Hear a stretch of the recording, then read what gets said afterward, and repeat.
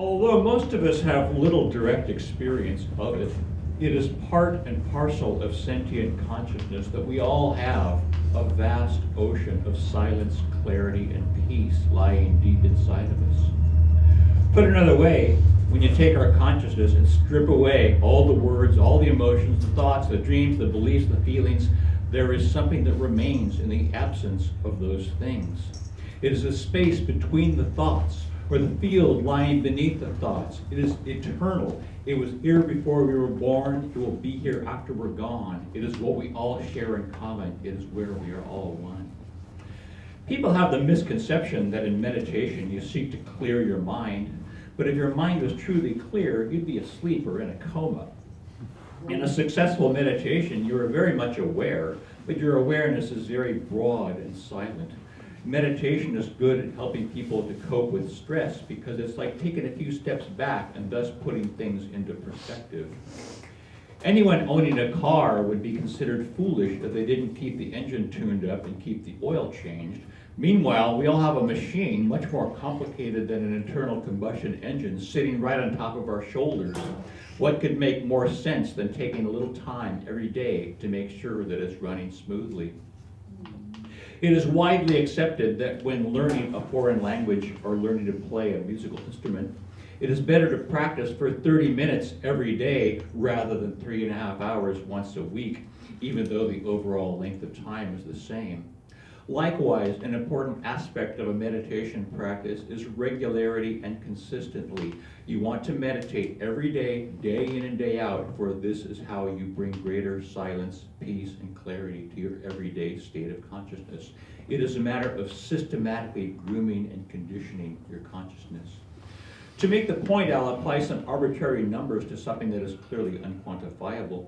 Let's just say you've started your twice daily meditation practice. You've meditated for the first time. You achieved a degree of silence, but then you go out into your daily activity and the silence dissipates. That evening you sit down to have your second meditation, but what you don't realize is that there's still 0.0000001% of the silence and stillness from the morning's meditation still present within you. So you have your second meditation, and you finish your evening, you go to bed, and then you wake up in the morning, and you sit down to have your third meditation. But what you don't realize is that there's still 0.0000002% of the silence, clarity, and peace from the previous meditation still present inside of you. And so it goes. Day after day, you build up more and more silence, clarity, peace, and stillness. This is how you transform your consciousness. It is an innate problem with our species that human beings in general, and politicians and corporate executives in particular, have the most astonishing capacity for talking themselves into believing absolutely ridiculous shit when doing so happens to be convenient. This is how politicians and corporate executives can look at themselves in the mirror, genuinely believe that their behavior is acceptable, and then go about their day viciously shafting future generations. It is a celebrated truism of the annoyingly named New Age spirituality movement that human consciousness must change for world peace and environmental sanity to prevail. But this idea isn't discussed in the mainstream discourse because it is viewed as being vague and abstract. But there is nothing vague or abstract about the ignorance, denial, delusion, and in some cases psychopathic behavior exhibited by those with their hands on the levers of power in the world. So I submit right here that the degree to which a human being is fully saturated in that silence, clarity, and peace which lies at the root of sentient consciousness is the degree to which that human being is incapable of exhibiting the self-deception, denial, and delusion that is central to so many of humankind's problems. Furthermore, the degree to which a person is fully saturated in that silence, clarity, and peace is the degree to which they are happy and predisposed to loving their fellow human being.